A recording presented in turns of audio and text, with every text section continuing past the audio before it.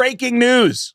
Ocean City, Maryland. If you're going to the Boardwalk Rock Fest with Def Leppard, Alice in Chains, Shinedown, Nickelback, Alice Cooper, etc., you can see me and Chris Kale from Five Finger Death Punch doing stand-up comedy the night before the festival on the Friday night in Ocean City, Maryland. All the details are at getgas.com.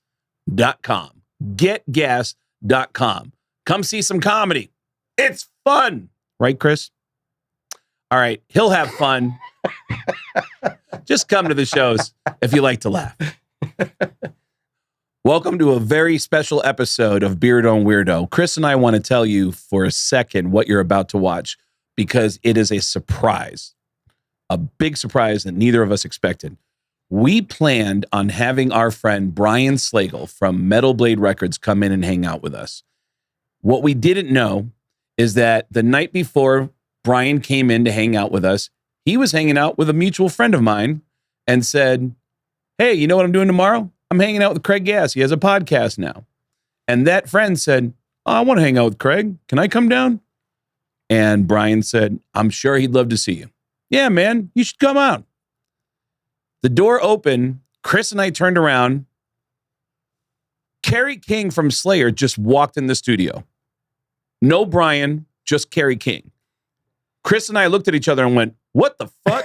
And he goes, I heard you had a podcast. And then he says hi to Chris and he goes, oh man, I didn't know you were going to be here. And then he sits down and we start the interview. So just so you know, what you're about to watch is literally 60 seconds that we've had to prepare for what you're about to see.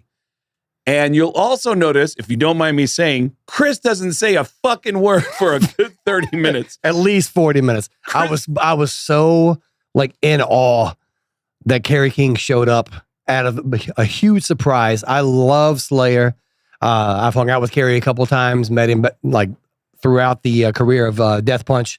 And yeah, I just kind of like sat back and was enjoying these stories. Very much a fly on the wall, trying not to step on these wonderful stories that we have coming up for you right now. So while he's sitting in front of me, you're going to see my head spinning going, what the fuck? And then I just started bringing up memories of having dinner with Kerry, about how Kerry has a great sense of humor that nobody knows about, and just asking him about memories that I've shared with him over the years. So Chris, quiet, me freaking out, and enjoy this wonderful episode with Brian Slagel and a special guest named Kerry. And me shut my mouth most of the episode. How did that happen? Finally.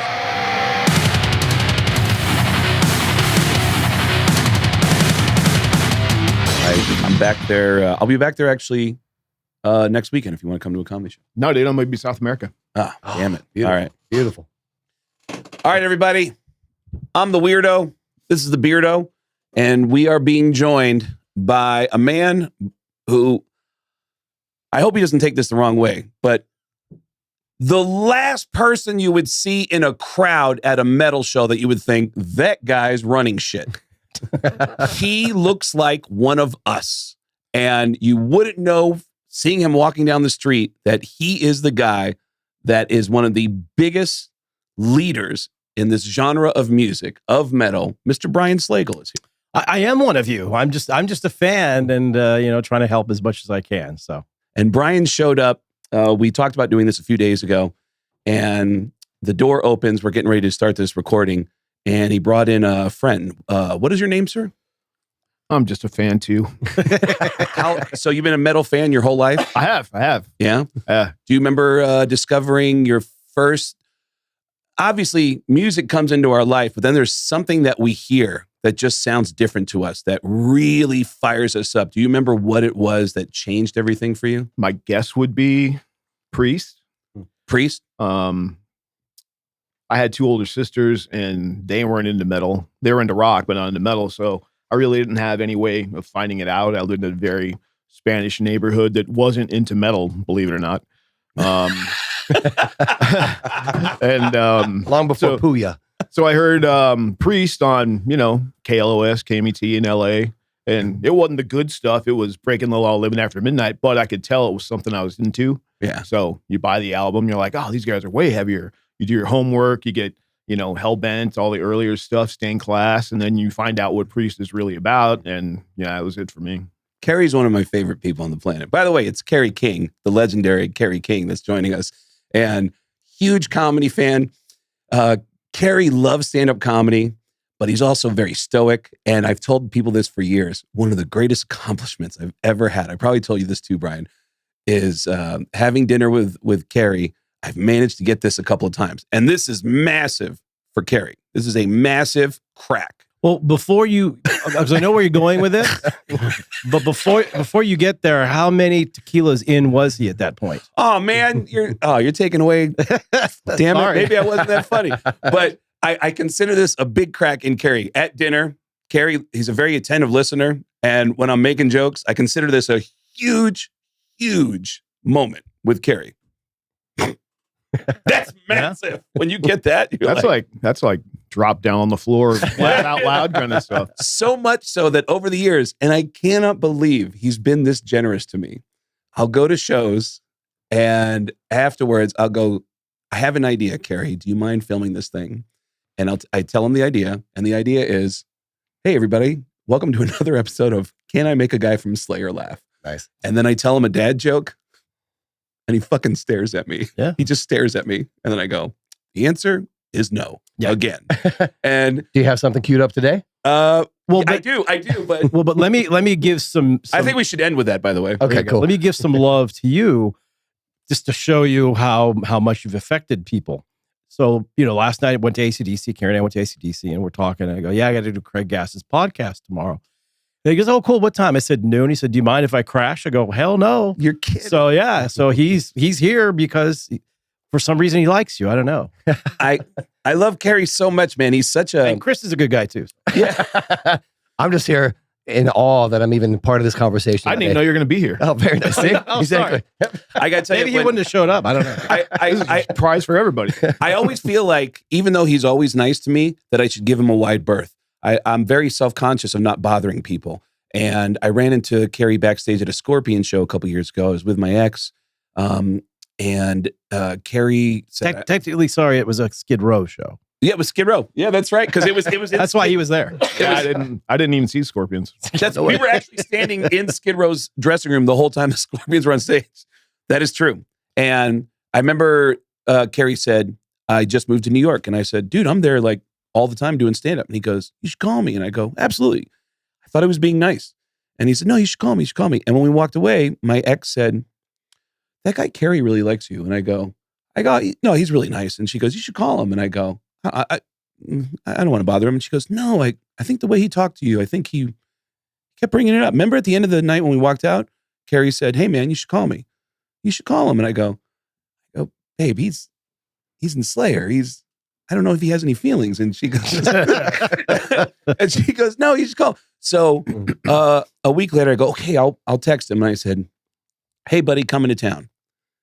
I hope you don't mind me telling people what your response was. You said, oh man, I'm out of town. And you put a couple crying emojis. And I said, a guy from Slayer just sent me emojis. I was like, I couldn't believe it. I was in shock.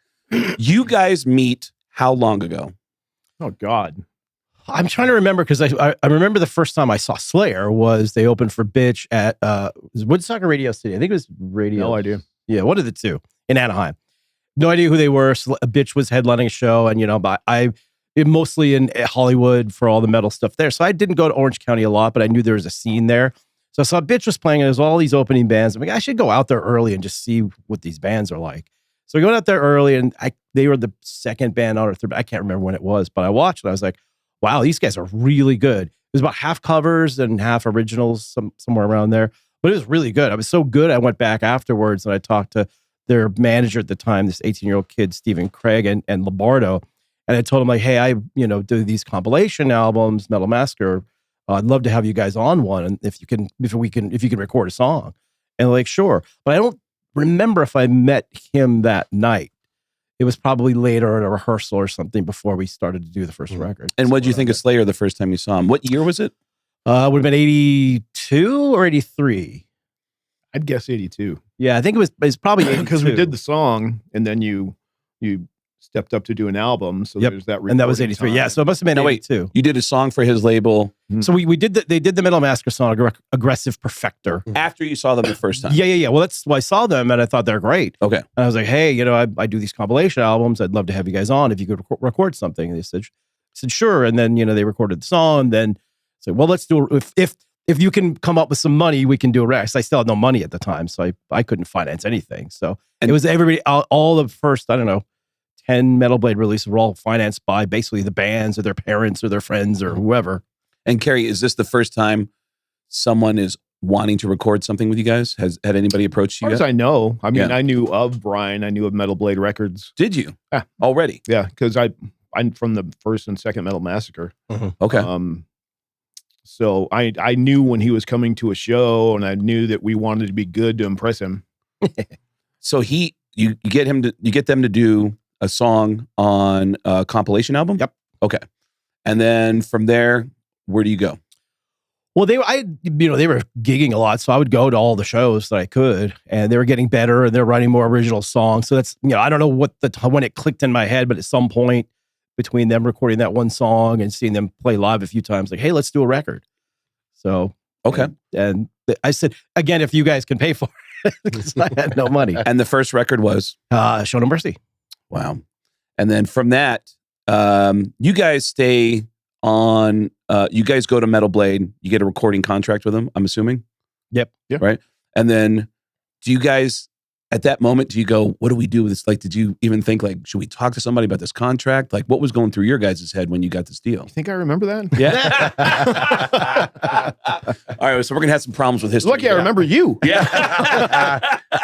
He does make an impact. So you end up starting this relationship, and of course, you, besides Slayer and Metallica, I mean, it's like you get credit for being a guy who had this vision long before anybody else did, right?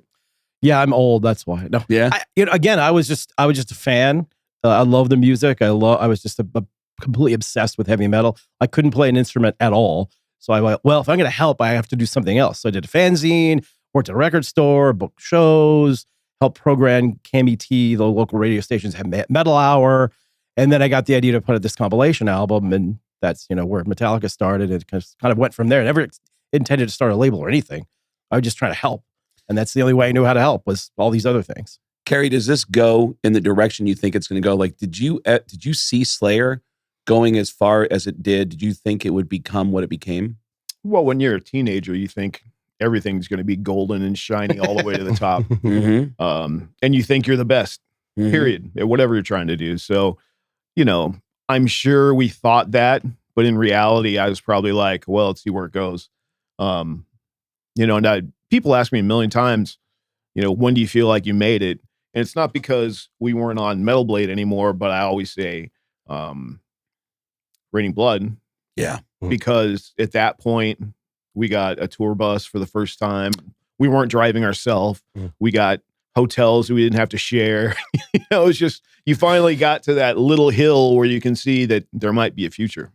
When you guys are in vans, that is such a part of being in a band, and you're traveling around. This might sound like a weird question, but I think you actually have an answer.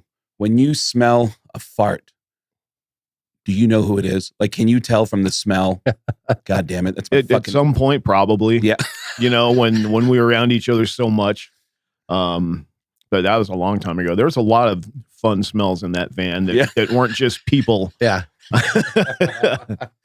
Do you think that when you start getting big enough to where you can start traveling separately, that leads to communications issue within a band? Or do you think that it's just better to just, like, let's just give ourselves space and come back when we need to be together? I don't think it's a travel thing. I think it's people moving. Like when you start rehearsing, we lived within a few blocks of each other, except for Jim. Really? Yeah. And then blocks. And then when people start moving away from the nucleus, that's when not communication issues, just getting together all the time, and then it became an age of better electronics. So music can be sent to people rather than just played for them in person, All right. So a question for you. You get a label, and now you have input from somebody else. You're going to start recording, but other people have to have an influence. Was that difficult to get outside influence? Did you ever have a tough time with Jeff somebody and I having were very hard-headed. There we go. Yeah. Open to, ideas, but just as easy to smash it and say, no, that sucks. Yeah.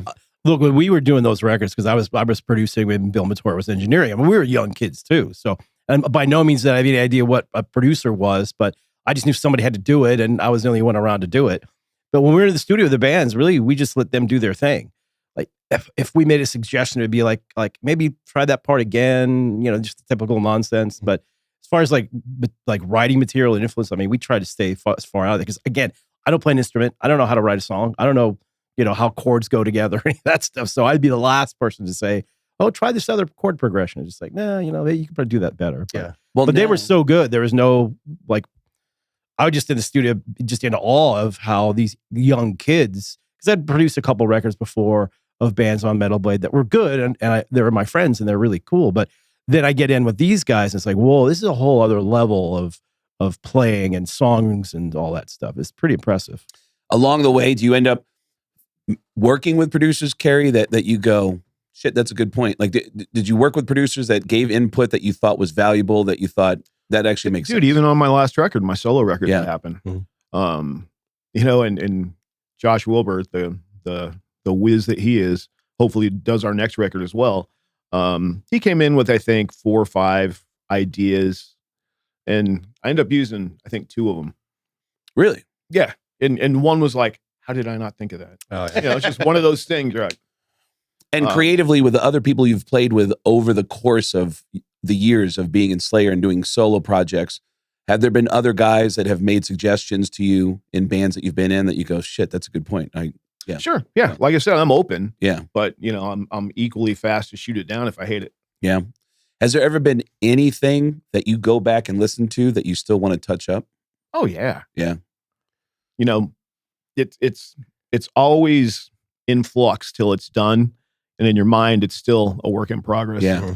It's that way with every musician. And I think And comedian too. Yeah, I think I've seen this before. Once you, in your mind, create the perfect album, you're done. You're over. Because then you cease wanting to better what you've done before. And so that's why I love it when bands go, like, I'll go, oh man, that record's so great. I love it. It's like, it's okay. This is wrong and that's wrong. And we could do better down the road. Because you want to have people be motivated to, every time you do something, try to make it better. And it's especially hard for really big bands, because, you've had all the success and all these, gold records and all this stuff. But what's the motivation at that point? Like, what's his motivation or James Hetfield's motivation to write a new record? Because they don't need to do it necessarily, but it's the creative juices that flow. But then you've got to find ways to be motivated to write heavy music. And, when you're living a nice lifestyle, it's a lot harder to do that. That's actually a great point. No, I still hate a lot of things. Yeah. That's deep within. Good. Deep within. I really screwed myself around 2001, kind of embellishing on your story when I did Disciple and wrote the album God Hates Us All. Mhm. After I did that, I'm like, now what do I say? Really? I reached the summit in my head. Really? I'm like, what do you say after you say God hates us all? When you start working on a song, is there a point when you've been on it for so long that you need to just detach completely and try to revisit it? Yeah, totally. One of the songs on my last record, Residue, it's the body of that song's been around since Paul was in the band last time. Mm-hmm. Wow. It's just, I knew it wasn't what I wanted it to be. Like, I didn't have an intro, outro, or the thing in the middle that put everything together. And this last writing cycle I did, and I'm like, I can finally put this song out. And I like it. It's one of the videos we did. When I ran into, were you going to ask a question? I was going to ask how your writing process has changed from. Not a bit. Nice. And Not what a is bit. your writing process? Like In the beginning, in your room playing in the guitar? beginning, it was a practice amp. Oh, yeah. Maybe like a Fender Super Champ and some stupid Radio Shack mic into a cassette player. Nice. And then when phones came around, it just became putting my phone in front and, sending it to the other guys. Simple, primitive, I don't want to learn how to play a drum machine. Exact same I go way. like, Yeah. I go like this, Yep. It's funny. Every time I see Kerry at a show, he's always got a guitar in his hand and he's always just warming up. Always. Mm-hmm. And I'm standing there telling him jokes while he stares at me. That's why I'm particularly glad that I play bass, Because back in the day, playing with Andy James right now, he spends hours in the dressing room rehearsing, playing. I walk out 5 minutes before we go on stage. Let me get ready. Boom. Okay, I'm good. Really? Oh yeah, I don't do any warm up. Yeah. I remember You've heard those songs. It don't take that much to warm up on those. Come on now. when I ran into Brian the first time that we saw him in Nashville, Brian and I started getting into these conversations where I just thought, holy shit, what an interesting perspective that you have. The people that you've come across. We started sharing Ronnie James Dio stories and talking about. Absolutely. Do you, first of all, everyone who's run into Ronnie throughout his career always comes back with a story about how nice and thoughtful he was. When you first met him, Kerry, were you famous yet? Fall down drunk. No shit. I was wasted. Mm-hmm. No shit. I'm pretty good about, having my party, hanging out with my friends. And I know I have an end game. I know when I'm going to go to bed. Mm-hmm. So I was on my last drink, ready to go to bed. This is a funny story. And we were in Japan doing Beast Feast or Loud Park, a lot of bands. And I didn't know Dio was there. And my production manager at the time was Black Sabbath's production manager. So I'm wasted at the bar with whoever I'm at, getting ready to go to bed. And I see Charlie, our production manager, sitting with Ronnie James Dio. I'm like, I'm going to go meet Ronnie James Dio. So I walk over there, I stumble over there. I'm like, Charlie, why don't you introduce me to your friend? Ronnie James Dio.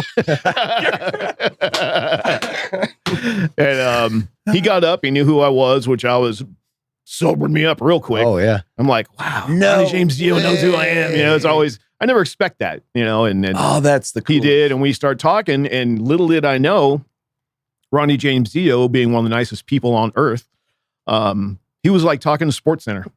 Really? He knows everything about every sport, whether you care about it or not. He knew everything. Mm-hmm. And this was it was football season. It was the year that Indy went to the Super Bowl and Indy won. So we're talking in like October, November when the show was, and he was a big Bears guy. And he said, the Bears are going to go to the Super Bowl this year. I said, Ron James Dio, if the Bears make the Super Bowl, the AFC is going to win. And I don't care what team. And that year it was Indy and Chicago, and Indy won for the first time. There we go. No shit. So he owed me money that next summer. I have a funny story about, I think it was going to that actual festival in Japan. So I was going because we had a couple of our bands playing. So I was on the flight. I was sitting next to the Napalm Death guys, which was cool. They're funny. But we were all in coach. And all of us, like a whole coach was like half just bands and crew members and stuff. So Dio was playing, and we see Dio's kind of, wandering around in coach and talking to somebody, and we're like, okay, just, he's talking to somebody before he goes up to business class. He sat down in coach. No shit. Right next to our band As I Lay Dying.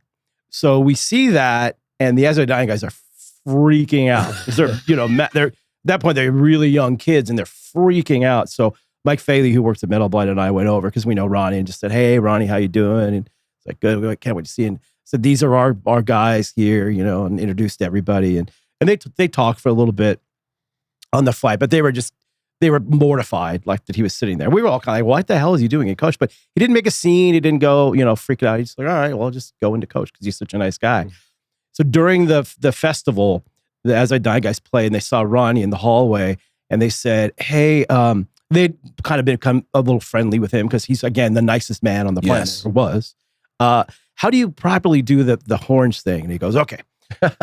So he like gets into position and like gets down a little smaller and like puts the horns up, and he goes, you got to do it this. And they showed the whole way for them to do it. And they're like, oh my God, that's so cool. That's amazing. It's amazing. I mean, Kerry meets him, and Kerry at that point gets that excitement of like, holy shit, Ronnie James Dio knows who I am. But at that point, Kerry's he's created a giant footprint already in the music industry. Ronnie had that reputation with fans, with just people who were just concert goers, that he was the nicest guy and he would remember everybody. And he remembered everybody's names. That was the weirdest thing. I hate that because I can't. Tough. I'm terrible with that. Same. And my problem too is I recognize faces, but if I see your face in a city that I don't normally see it in, that's horrible. It throws me off. That's horrible, dude. It throws me off because and then people get offended, like, dude, it's me. Remember from Chicago? And I'm like, oh, well, I've never. We're in Vegas. I always see your face in Chicago. I actually had a weird moment at comedy shows that I do with Jim Florentine. There's always this unspoken, passive-aggressive competition we have with our guest list that we'll tell each other. Jim will go, yeah, so I got a guy from Manowar coming down, and I got this guy from Exodus, and I'll go, oh, I got one of the guys from Ozzy's band coming down, and he never flinches on anything I say to him. And I'm usually impressed with some of the guys that he brings down. I'm like, oh shit, I want to meet that guy. But one time I said, I have Rudy Sarzo and Norm Macdonald and David Spade. And he goes, Rudy Sarzo's coming? And I go, yeah, you want me to introduce you?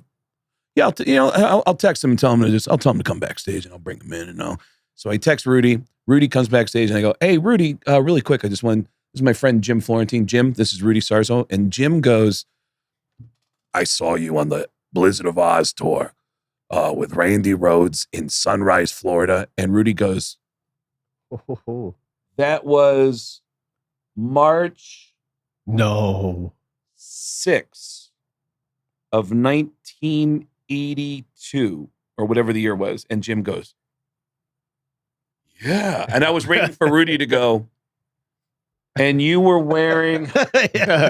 You're in seat 12. Turns out it wasn't a magic trick. Rudy had just released a book based on his diaries. And he had a diary of the days leading up to Randy Rhoads' death.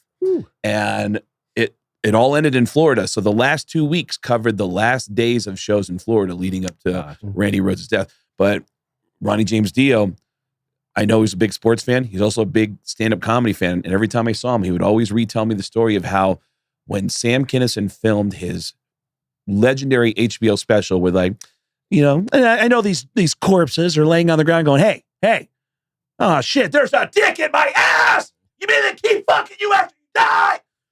He was there. Ronnie James Dio was in the crowd. I was there. Were you really? Yeah, I think he played 2 nights. 2 nights of the Roxy. I went to both. And Ronnie would always tell me that Sam hated the first night. He said the first night he just hated it. They were both great, but well, this is what. Do you know my Sam Kinison story? No. I'll tell it really quick. So, when he first started, he played the belly room upstairs at the Comedy Store, like 2 a.m. on Tuesday or Wednesday nights. So my buddy Lizzie Borden calls me because they like Liz and his brother were like huge comedy guys, so they were always at the Comedy Store hanging out. They knew somebody that worked there or something. So you got to come see this guy, Sam Kinison. He's hysterical. He goes on at like 1:30 in the morning. So we went Tuesday night, Wednesday night or whatever, 1:30 in the morning. He goes on. There's 6 people in the crowd. I've never laughed so hard in my entire life. I left there. My stomach hurt. My cheeks hurt. So we used to go all the time. Ended up becoming friends with him. And then the girl I was dating at the time and Sam's girlfriend at the time were both friends. So we went to dinner a few times with them. I'll never forget, because we'd seen him a bunch of times. He was getting more popular at that point. So 6 months in after I saw that first gig, I said, I run this little record label and it's not really comedy, but you're so good. Maybe we could do a record or something together. He said, yeah, I'm doing this thing with Rodney Dangerfield. Let me see how that goes. Oh, nice. that And was the special. And that was, the and that young was, comedian of course, special. The end of all that. But yeah, Sam was great. And that was in the early days when he wasn't a complete maniac. Yeah, I hearing stories about him in front of small crowds. I was talking to a Canadian comedian who was telling me that apparently Sam spent a little bit of time in Toronto before he became famous. And the guy remembered an open mic when Sam was doing a joke where he said, so I've been dating this girl and, she's got a little bit of a weight problem. And a guy in the crowd goes, how fat is she? And Sam went, Jesus, she has a fucking gland problem, you insensitive fuck! Oh! He was just so crazy and so fucking unique. Oh, but so amazing. Ronnie James Dio tells me proudly that Sam was so unhappy after his first show at the Roxy for that legendary special that he said, nobody comes upstairs to my dressing room except for Ronnie James Dio.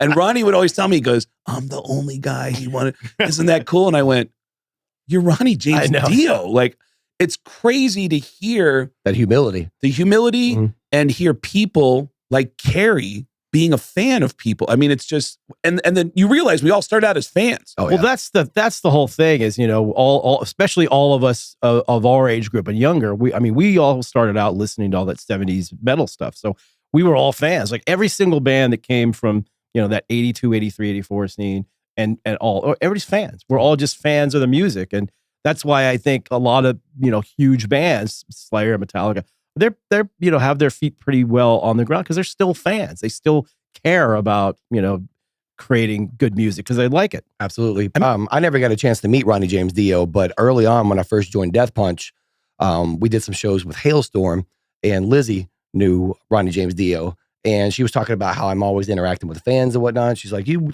would have really got along very well with Ronnie James Dio. And she told me two things that he said that I hold like near and dear to my heart when engaging in interactions with fans. First was, sign every autograph, take every picture, you'll be famous forever. The other one was, you'll never remember their name, you'll never remember their face, but they'll remember that 2 minutes for the rest of their lives. Yeah. And that's why, all the time. I hang out with Kerry a lot, and we go out in public a lot. He's always getting stopped, obviously, but he's picture no problem. Super cool about everything. Mhm. I mean, that's you don't have to be that way, but he is, which is I always find that really amazing because in my little world, I get asked like probably 1/1,000,000th of a time that he does, but you do it. But I can only imagine when you're like constantly having to deal with that. I mean, we can relate being the most recognizable figures in the bands that we're in. but it's part of the gig, right? Yeah. And being out in the public all the time. I mean, going out to shows, going to hockey games and whatnot. I mean, you have we a put very ourselves out there. distinctive look. Very much so, yeah. I remember Kerry and I and his wife went to go see a Cirque du Soleil show here in Vegas. And when we came out, Kerry had to hit the can real quick. And so we're waiting. And a woman comes up to his wife and says, "Oh my God, I love your outfit." And they start talking. And the girl has a guy with her that's wearing a denim jacket with all these metal buttons on it. And I was just going, "Oh man, this is going to be awesome." And Kerry comes out and he's like, "All right, let's go." And I saw the guy go.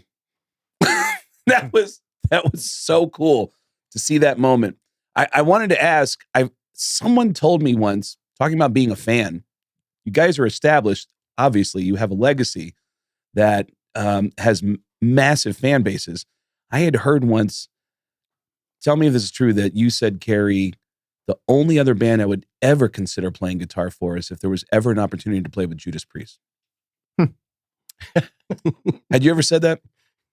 Maybe. Yeah. And it goes back to being a fan that I just love that. There's one instance that happened somewhat recently when Richie went down with health problems and they considered going out as a one guitar band. And I never got asked, but I thought of what would happen if somebody came to me and said, "Hey, would you do it?" And I would have said no, because I think that band has to have two guitar players. Yeah. That's so the thing I wanted to talk about with Brian that I love talking to musicians about is the psychology of working with a group of people. I used to be jealous of guys like you because you travel with so many people and it looks like so much more fun than being a comedian and being alone all the time. And I just thought, oh my God, I could see myself like hanging out with my friends and it looks like so much fun. And then I did it. And traveling with a group of guys was so much worse than being by myself. And I couldn't believe there were people that everybody had different levels of communication skills. There was one guy in our group who would give everybody the silent treatment. Oh no, not everybody. He'd give you the silent treatment if he was upset with you. And it would last for weeks sometimes. And you'd have to hear from other people what was going on. But that dynamic. These are all comedians, obviously. Oh yeah. Yeah. No, we did a big run at House of Blues theaters with a bunch of comedians, and it was really, really frustrating. Well, I rank entertainment people in categories of the most messed up to the least messed up. Comedians by far are the most messed up. Actors are the second most messed up, and then musicians come third. But with musicians, you got not just that core, which is the band, then you got a crew. Have you ever just had to get, either of you guys, have you ever had to just get rid of people just because of personality conflicts in your crew? Absolutely, yeah. How do you think I got my job? Yeah. Right there. Yeah, Kerry, through the years, yeah. You weed out the bad eggs, really. Yeah. And then when you land on somebody that you dig hanging with and they do their job well, those are the ones that stay with you for decades. Is it weird the first time you had to fire somebody, like to be in a position where like, hey man, you got to go? Was that? I don't think I ever did. You know, No? that's probably That's what management's tour for. manager, production manager. You know, that's their gig. Mhm. So Yeah. somebody's got to go. It's not me. The only time I threatened it once was with our monitor guy, who's still our monitor guy, by the way. His first time he That's came good. out and had his gig with us, and it was some festival, and festivals always had shit go horrible. Right. So I got to a point where I stopped using the side fill wedge because I didn't want to keep blowing my left ear out. Okay. So it was on at this festival, and I told the dude, who I didn't even know his name at the point, I said, hey man, turn off my side fill. Next break, I went and said, hey, side fill's still on. Can you handle that? And then Oh no. the And the third time he came around, I said, listen, dude, if you don't get that side fill off, you're going home. Wow. And he walked right over and unplugged it. Nice. And we've been best friends ever since. No shit. That's the only dude I've ever said that to. Mhm. Wow. Have you ever had a bad egg in the crew that was? Did you ever catch anybody working for you that was stealing? I don't think so. No. There's only one dude that I was probably responsible for firing, and he was a tech that I had after a tech I had for a long time, went to another band, and he just couldn't keep time. And I'm like, how have you gotten through? Because I know who he worked with, and I don't want to say the band because Right. people will know who I'm talking Right, about. right. I'm like, how did you get through teching for this band and not be able to hit punches on time? I mean, we play fast, but it's not hard. Wow. And it was just awful, dude. He would give me dead guitars. Really? Yes. Oh my gosh. No shit. I felt bad because I knew the guy forever. I'm like, I couldn't even tell him. I'm like, he's got to go. He's got to go. I need somebody that does his job at the level I'm doing my job. So everybody in the fans don't think I'm fucking up.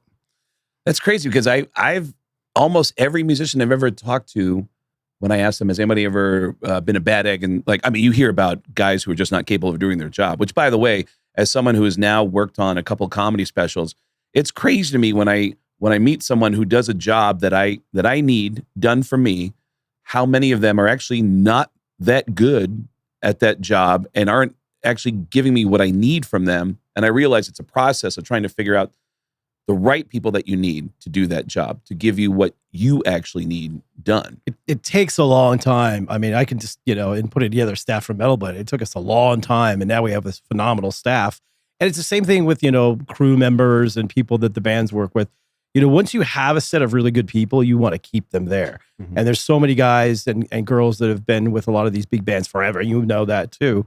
They've just been forever because they're good. And if they're good, like they want to, the bands want to keep them around. And Sure. same thing for us. We want to keep them around. But it takes a long time when you're first starting out. You don't know what the hell you're doing. And a lot of people don't. But once you get to a level like where Slayer's at, or even Death Punch is at, like everybody kind of knows everybody in the crew world, and the management and the agents know everybody. And you know who the good people are and who they aren't at that point. Yeah, I and would hope. our crew's like family. Yeah, They they're stay great. for Yeah. extended periods of time.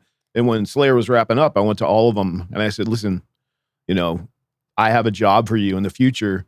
I can't pay you Slayer money, but you know how I roll, and you'll be respected and taken care of. And, when my bands went out and started to tour, I had a list of 5 people I had to have. 4 of them came. And within 6-8 months, I had all 5 of them. Nice. Really? Yeah, because they know they're going to get treated with respect like people and not, put in weird situations. And, believe it or not, my bands are pretty normal. Yeah. And, we take care of our family. By the way, when you say we're pretty normal, what's the biggest misconception from a stranger who finds out that you're in Slayer? What did I used to say? That we're Nazi fascist, Satan worshiping. Can I go on? Yeah. Your tour manager was nice enough. Latronico was nice enough to make sure that I was able to witness that last show that you guys did at the Forum.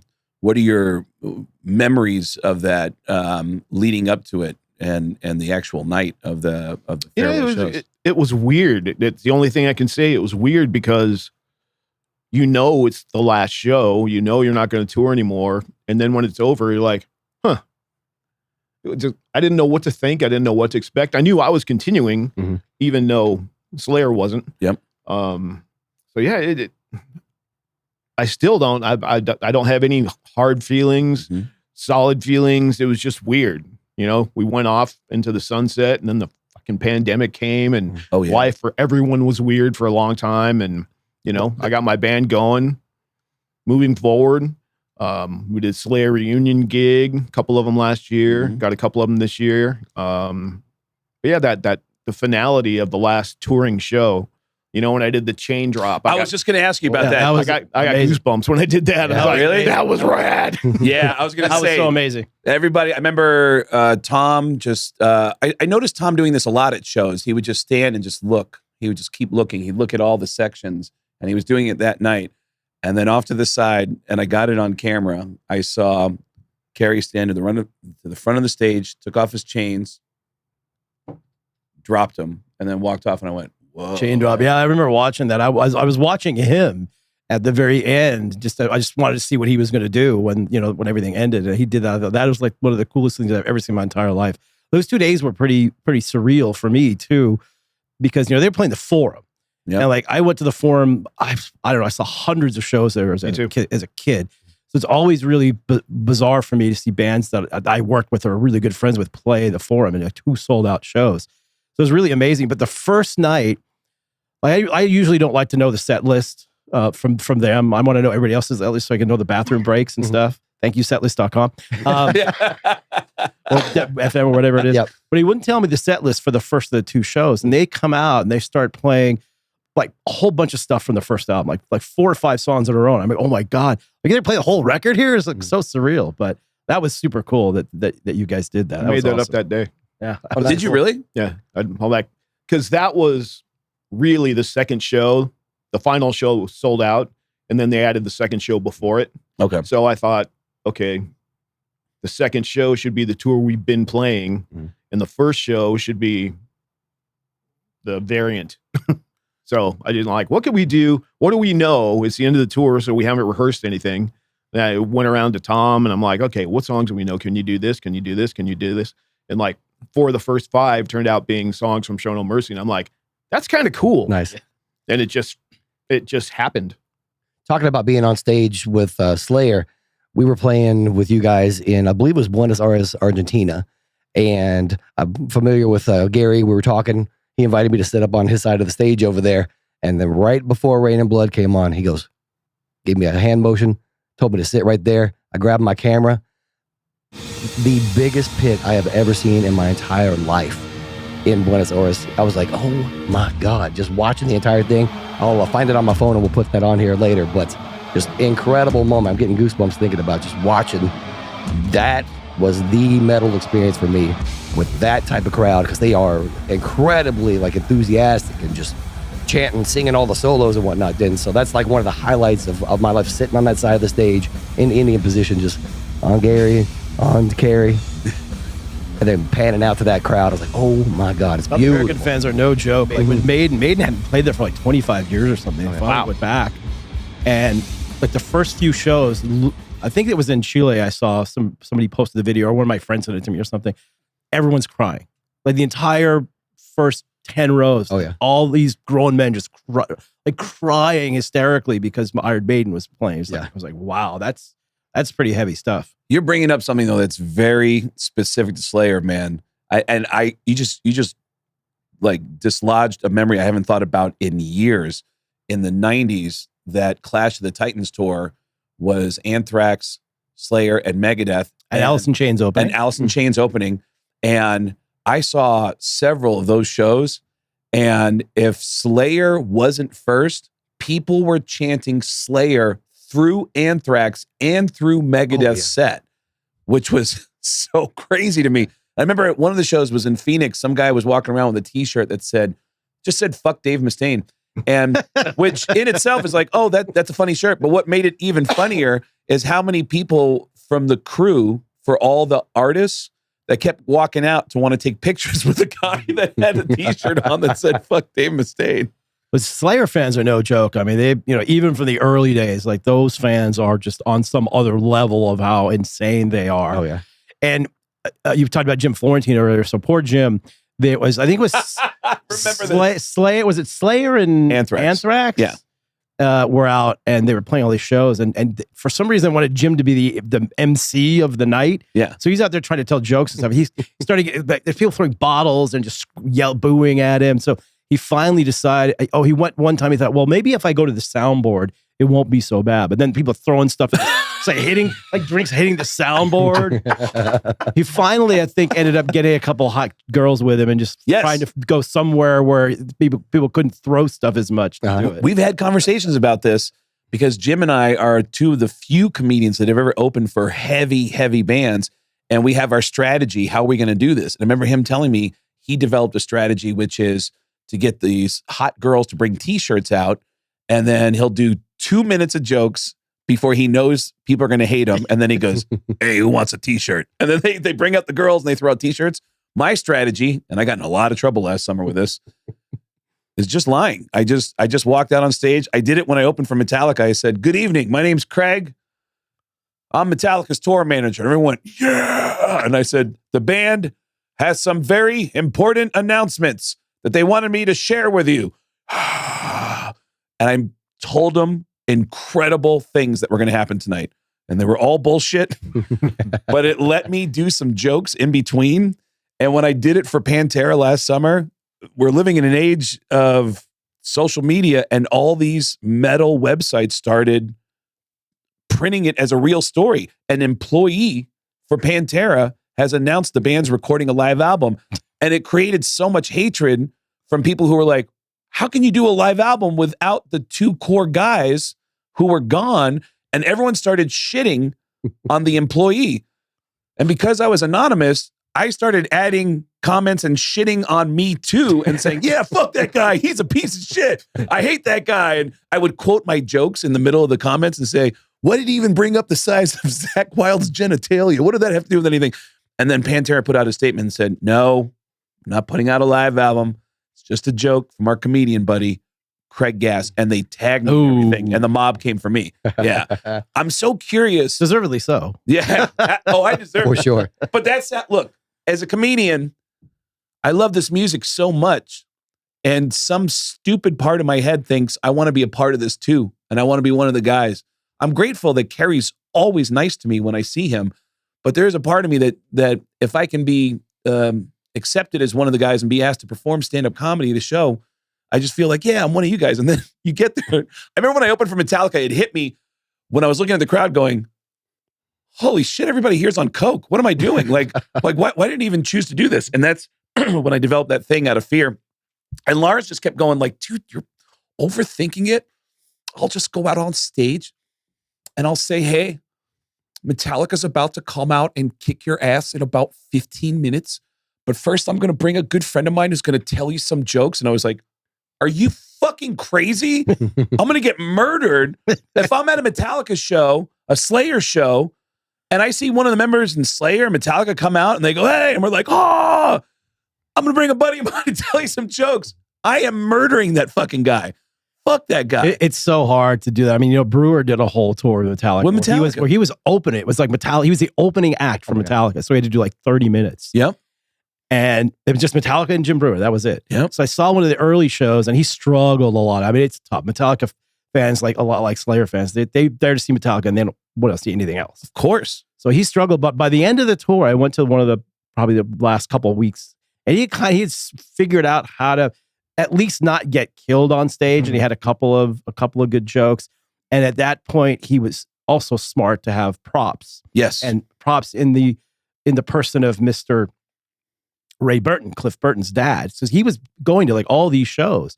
So he'd always point Ray, hey, it's Ray Burton, and then talk about Cliff for a couple of minutes, and you can get away with it. But man, it's just that's an impossible gig. And I'm curious because Kerry needing opening for metal band, just forget it. Oh, absolutely. It's a terrible idea. No one should do it. And I just and I have found the few people that have done it, we've all developed ways of how to handle that audience. Kerry is always I've always seen him be really nice to people. His fans are super intense. But I'm just curious.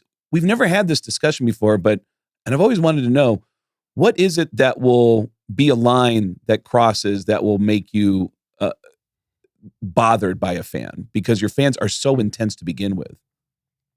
I don't really have, like a go-to, don't do this, except, if I'm eating with my wife or something, you know, if somebody comes while we're in the midst of dinner wanting something, I'd be like, hey, when are you leaving? And if it's right then, 9 times out of 10, I'm going to stand up and do it. Wow. But I'll say, hey, give us 10 minutes. I'll come to you. Okay. When we're done, I'll come because you were fucking cool, just how I want you to be. You let us finish our meal and I'll find you and let's get you taken care of and, have a nice night.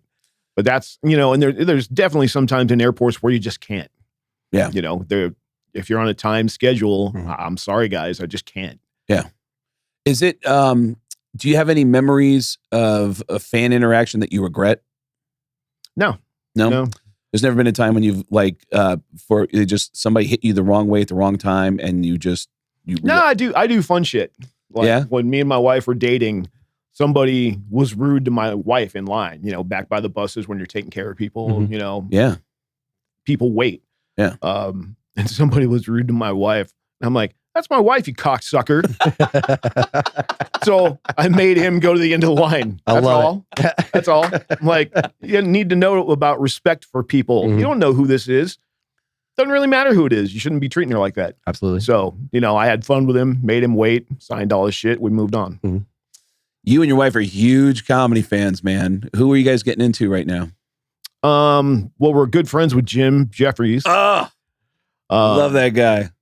He just played somewhere in New York, not near here, but hours away. And I'm like, I don't have time to make it, man. But we saw him last time he came through. Yeah, man, he's a pinball lover like I am. Nice. So we have a lot of things to enjoy together. When you say pinball lover, like you own pinball machines? Yeah, I just had mine moved yesterday. Really? Well, I didn't. I was here, but my wife did. How many do you have now? 4. Oh, I have 2. Do you have a classic favorite out of all those years? Because I've got one in mind. Funhouse was the one for me. Oh, Funhouse, I think, was one of the first multi-balls. Okay, yeah. Right? My new neighbor, he's got Pinbot, which I played when I was a teenager. Yes. I remember that game. Me and my friends put way too much money into it. Oh, yeah. But mine, I have, in my house right now, I have Family Guy, AC/DC, and Metallica. Nice. Yeah, like growing up, when I was in high school, I would wake up in the morning, pretend that I was going to school, go to this convenience store, put $1 in. It was Funhouse. Put $1 in, play from like 9 in the morning till noon, just popping it over and over and over again. And then I would go to home ec because that was all girls in there. So I could go in there and flirt. And then 1 o'clock, head back home, have band practice up in the attic, get everybody out by 4:30. My mom would come home like, how was school? What'd you learn? I learned a lot today, Mom. I learned a lot. Yeah, when I worked at the record store, we had like a little area where we had one of those stand-up machines was Battle Zone. I used to play that game all the time when the boss wasn't there. And then we had, I forget what pinball machine was in there. It wasn't, I want to say it was the original Kiss one, but I don't think it was. It might have been something else. But yeah, we used to play pinball stuff all the time. That was fun. So yeah, I have 2 pinball machines. I have the Maiden one, my favorite band, of course, and then the Metallica one. I have played that Maiden. Both from Stern. Yeah, and they. Do you guys ever go to the Pinball Hall of Fame here? Yeah, in Vegas. Yeah. That's. I think they have the Iron Maiden one there. Do they? I know they have the Russo. They get a million of them in there. Everything. Yeah, they do, including all the classics. I love going back and playing Track and Field and Joust and Tron. I love Tron when I was a kid. They got the original Kiss one over there too, which they do. That's fun. Yeah, I was going to ask you. I'm just realizing I have an opportunity to ask Kerry questions I never would at dinner, but that shift that you've made into doing your own thing, you're in control of everything. What has been the yin and yang of this experience that you've had after being part of this machine that is Slayer? Juggernaut. Yeah. Yeah, iconic. The best thing for me was when I was picking people I wanted to play with. There are so many opinions about who I should take and what type of people I should take. And I'm like, no, fuck that. I want my friends. I want people that I know aren't divas, no drama. You can have a show, go backstage and have a Jaeger because you're so awesome and having fun. And the probably the hardest part for me, and it's not a big deal, it's just been a long time since I've been in that situation, is starting over. Yeah. You know, I got a lot of heat coming with my name, but still, we're new. Yeah. You know, it's going to take a minute to get any kind of, you know, you're playing theaters, you're playing small arenas. It's not going to be right away. Yep. So it's just, you know, it's a slice of humble pie, but I'm a humble dude anyway. You know, I don't expect it to be different. It's just different. Yeah, I'm so happy for him that he's out with these guys, because every member of his band are phenomenal human beings. Oh yeah. Like great people. And he mentioned, you know, because there was a lot of voices in there saying, yeah, bring this guy in, bring that guy in. And I remember we were talking about that, and the singer was the one part that everyone like had a million opinions on about who should be in the band.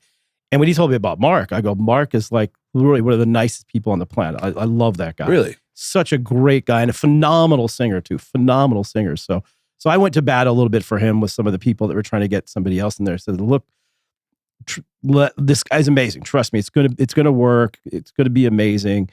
And like I said, all those guys in the band are like, just if you ever met all of them, they're like the coolest, chillest, down to earth guys. So he's put together like, and they're amazing players too. That's the other thing. It's like they're not just hacks; they're like amazing players. But what he did to Mark on that record, man, it's like I didn't know what to expect, because you know Mark, you know he can sing a variety of ways. I was like, I wonder how that's going to work in Kerry's thing. And then when he played me the record, I'm like, wow, that's Mark Osagueda? Like, Really? holy cow, he transformed him into something different, but it's amazing. And then touring, when you go out, is it nice to have more of an opinion? I mean, I have to imagine you can pretty much express, hey man, I kind of want to travel this way. I want to do this. But is there any more freedom that you found in touring on your own? Not really. There wasn't any battles prior to that. You know, we all traveled how we traveled, but what I try to do for my band, the guys, you know, we're not kids. So I especially am used to traveling a certain way. If I can afford it, I get the band its own bus just to have our own space. Mm-hmm. And then, you know, it's good for the crew too to have their own space, because, you know, a lot of times they're at the gig before us and we don't have to be there. So if I can separate us, I do it just so, you know, the grown men can have some space. Yeah, which is good. You learn as you get older that some of these things are really important. How you travel, resting, making sure you have rest. Yeah. But space is so important. And that goes all the way back to that original thing, which is like being around people it's not as fun as you think it's going to be. And then you end up having to work on stuff with people to be able to travel with them. And yeah, I almost travel exclusively by myself when I'm going to places. I mean, every once in a while I'll have, you know, a couple buddies or people I work with travel, but I find I actually prefer that to do it myself, because when you get a group of more than 3 or 4 people together, I'm usually the one herding the cats, so to speak. So it's kind of tough. So I'm with you. I'm kind of like, I don't like being on tour buses, you know, don't like any of that stuff. Just even private jets. So I saw Metallica they were playing Miami and Tampa and the Death Magnetic tour. I was hanging around with them the whole weekend. Crazy stuff. A lot of it's in my book.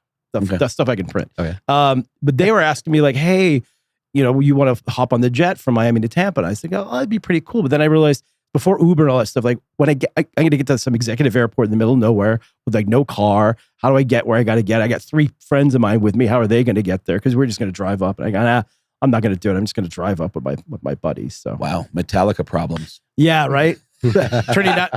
I tell that to people. They go, "You turn down a private jet with Metallica." I haven't had that. I've done that problem very often. Yeah, yeah. I remember private jets are few and far between for us. I remember telling Brian that, like, the uniqueness of his perspective of working with all these what became legendary bands, that you would have input into things and what that dynamic is like. And I remember asking you, and I can't remember your answer. I said, you've worked with so many bands where you start to get better and better at knowing what's going to work and what's not going to work.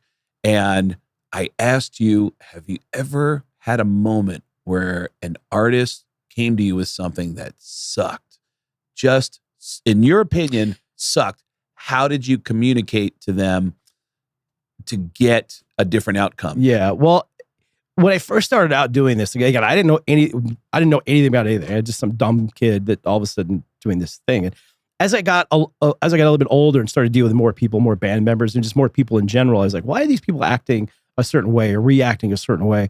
So I thought, I should probably be smart and read some psychology books. So I read like 3 or 4 psychology books, which brought in a lot of like, okay, I see why they're doing that. I see why they're doing that. And then ways you can kind of talk to people about stuff like that, where it's not as critical and you get them to kind of understand it. But it's not easy.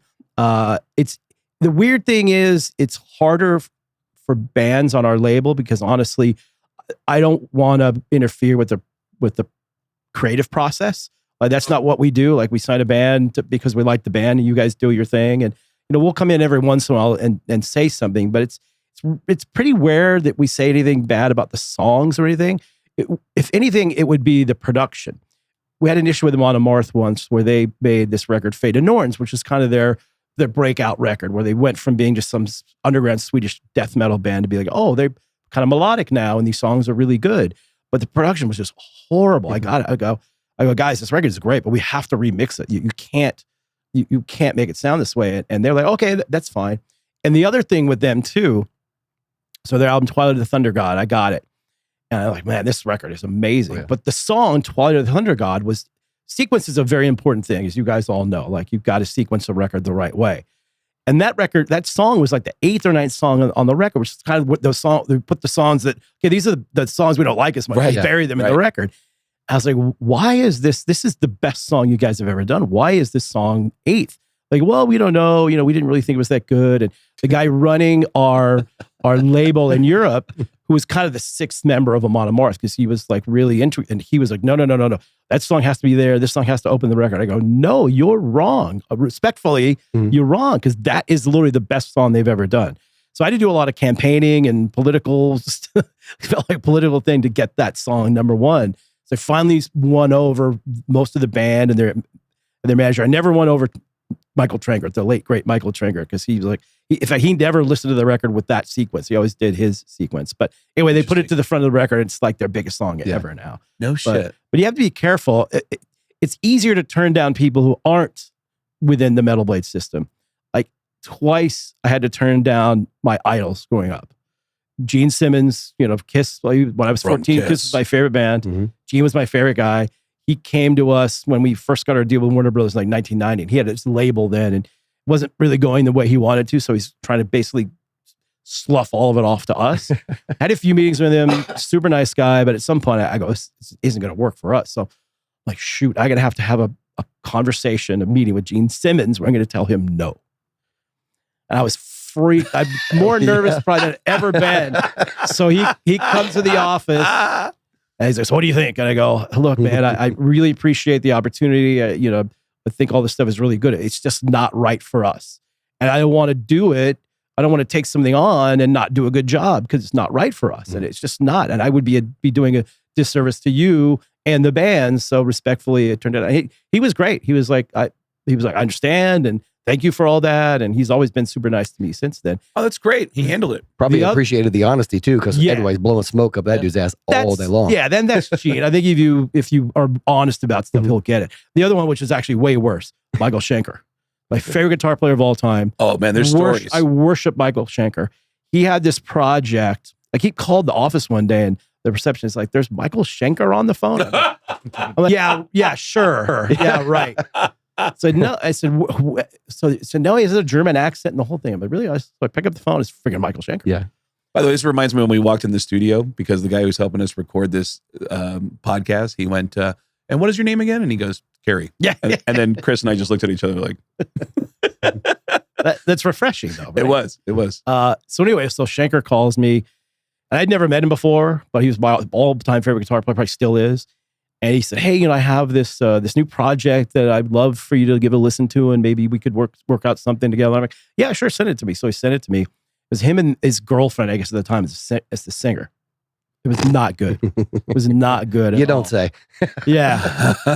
So I talked to him a couple more times, and then I realized, like, I mean, look, what I want to work with Michael Schenker, I almost didn't care what it was. I would love to, but then it's like, yeah, this is not really. I think I said something similar to Gene. He took it okay, but I could tell he was a little disappointed. I'm sure we weren't the only ones that had turned it down, but I'm positive. Yeah. Yeah. But those two things, if you would have told me as a 17 or 18-year-old kid, I'd be turning down working with these two legends, I would have said, you're crazy. So, Kerry, you ever was had hard. anybody in a creative, putting together song ideas for an album and had a producer or some outside person go, that's a great, I love that part right there, and you didn't like it? Did you ever have somebody think that something was better than you thought it was? Probably. Yeah. There's things in our past that, like, there's records I won't listen to. There's songs I haven't listened to since the day we recorded them. Since the day you recorded them? Yeah. Really? There's stuff I'm just like, this is not Slayer music, Mhm. And, Wow. I'm not the only spoon in the pot, bro. Yeah. Wow. That's, I just find that whole thing fascinating, that creative process. Have you developed thick skin over the years I think my thick skin came from all the press I do. really? Yeah. And how does that? There's so many dynamics involved in doing press in America is different than doing press in Europe or the UK or Japan or Australia for that matter. But, when you do press, I typically remember it being in Europe and just how journalists present their question. Like here, you'll get, what color do you think the sky is today? And you say blue. Americans will say, hey, yeah, you're right. The European might say, yeah, but don't you think it's an off shade of red? I'm like, once you learn the demeanor, you're like, no, you think that, and you just wanted to say it to try to make me say that. I've heard this. That's a stupid comparison, but you know what I'm saying. Yeah, I've heard this from a lot of musicians, that European interviewers can be really harsh in the way they talk to you, insulting. Have you ever had an interviewer be insulting about, like, I've heard people say, I started out this interview with this guy who said, I don't like this new album as much as your other work, or I never liked this thing that you did. To start, I don't mind that. Yeah. I mean, that's really true, right? Right. It's an that's opinion. their opinion. That's their opinion. Yeah. Sure. But it'll strike people the wrong way, because in America, you don't get interviews like it's that. funny about that too, because we always, you always want the bands to do as many interviews as possible. Yeah. And most bands hate doing interviews. They Sure. hate it, and they're like, "But do we have to?" And it's like they hate it. And we're like, "No, you have to. It's important. It's important, but part of the process." So then we did this 20th anniversary box set for Metal Blade. Huge box set, this big thing. So I had to go out and do press for it. The first time I'd done like a lot of interviews. I did like 150 interviews. And I go, okay, I get it now. Because two things, they're going to ask you the same question over and over and over and over and over again. And then, like Kerry said, you'll have these European guys trying to get you to say something that you don't want to say, or try to stir something up. I did remember doing this redirection. Yeah, exactly. I did this one interview with a guy who I was friends with I think he's from Greece or something. But he started getting really kind of aggressive with his. I was like, I don't know what's going on here. But when I went through that process, I go, I get it now. Why it's hard to do that. Wow. I understand it. As we start to wrap up here, it's interesting that Brian has maintained a couple of clear friendships from all of his years in music. I always see you with Lizzie Borden, and then you and Kerry are always going to games together. And your bond from all these years now is sports, right? You guys, Yeah, I mean, Music too, yeah. music Yeah, and music sports, and and sports. Brian likes everything. I like nothing. Yeah. That's true. That's a true story. I love that about you. I do want to try and first of all, I want to get Brian's info out so you guys can see it. I want you to check out his podcast. That is great. Where can people find? Yeah, anywhere you listen to podcasts, it's everywhere. It's called 100 Songs That Define Heavy Metal, and we just talk about songs that are important to the metal genre. I have all sorts of cool people on. There's one with Kerry that you can check out as well. So, What song did Kerry pick, by the way? Or what band did Kerry pick? no, we did. I actually picked it. We did Black Magic by Slayer. Oh, nice. Oh, wow. That was my fault. He said yes. And your book? 2 books. First one is For the Sake of Heaviness, the history of Metal Blade Records. Second one is Swing of the Blade, more stories from me, basically. And I did the forward. And Kerry did the forward. Kerry did the forward to the book? And I've read the first one too, like listening to your story and reading that stuff. Like I had a fanzine back when I was young. I was booking bands, intricately involved in like bringing up other bands and just a passionate fan. So I remember as I was reading it, I think it might have been before I met you. I can't remember, but I was like, Brian and I would have been best friends growing up because we're doing the same stuff, you know, 100%. that far removed. I was in Kentucky, you were in California, but we were both still kind of doing the same thing and has led to this table today. It's insane to me. There's been a couple moments when I run into Brian on the streets and as we walk away, they go, "Oh, what does he do?" And I tell them, they go, "Really?" And I go, "Yeah, he's a fan.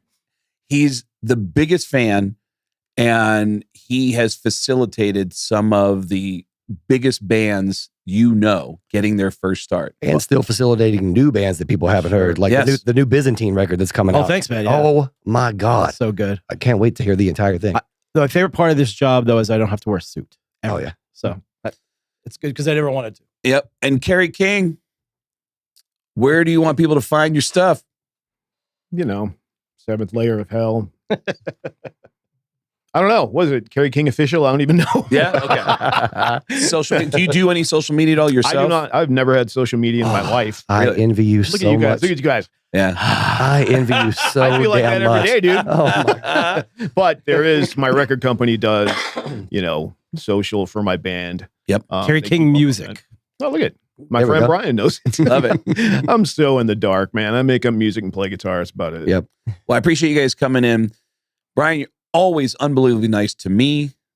My girlfriend that I just broke up with, that I'm trying to work out problems That with. he thought she broke up with him somehow. Yeah, I'm realizing I actually have some serious problems, and I am not kidding when I say that. Comedians. I've had some huge epiphanies in the last 72 hours that have really fucked my head up, and it's not been easy, but I want to fix it. But you've always been really cool to me, and you really are one of the nicest people. Kerry, holy shit, I can't tell you how much it means to me. I remember being at a show one night in Jones Beach. Latronico came in and said, you got these people that want to interview you. And you said, I don't want to talk to anyone except for Craig. And all I was going to do was film what I'm about to do right now, which is I'm ready. This game that I've been playing. And it's a fun game. I will release other episodes of it. Each episode's about 30 seconds. And it's called Can I Make a Guy from Slayer Laugh? And I'm going to do this joke as Christopher Walken. Kerry, I'm going to ask you a question. What route do crazy people take in the forest? The psychopath. Pow! The answer is no again. Kerry, thanks for playing. There was one time. That was facetious. There was one time where I said, the answer is no. And my buddy went, click, and he started laughing. He goes, that was hilarious. And I go, why didn't you laugh? He goes, I'm trying to be an asshole to you. And I was like, oh, man. Kerry, thank you so much for surprising us today. That was a really nice surprise. Been a good time. I'm looking forward to seeing you in New York. We'll have a meal, do some comedy, and we'll be back again with another episode of Beardo and Weirdo. Absolutely. Thanks for joining us. I do want to take a moment to thank both of you guys as well, because I grew up with you guys without even knowing you guys. So, like, I mean, everything from the Metal Blade releases, I would see that Metal Blade logo. Never heard of the band before. I was confident that if I picked up that record with the Metal Blade logo on there, it was going to be a great record. Same with Slayer as well. You see that Slayer on there, you're like, oh, I know what I'm getting. Let's go. And even though you thought you knew what you're getting, you guys continue to push boundaries, continue to change within what you guys did. And that's both of you guys have inspired me and created a love for metal that we all share in this room. I love you guys. Thank you. And his new record is phenomenal too. Yes. I got a chance to see him at the House of Blues just recently. And Incredible. By the way, you're going to continue touring this year, right? In 2025? I leave. Okay. I'm going to meet South America next week. Okay. All right. Catch Kerry on the road. Thank you again for joining us, and I'll see you guys next time. Thank you. Yep.